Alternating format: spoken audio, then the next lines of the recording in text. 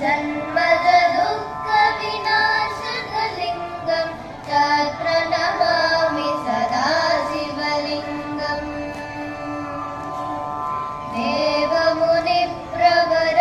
देवमुनिप्रवराचितलिङ्गं कामदहनकरुणाकरलिङ्गम्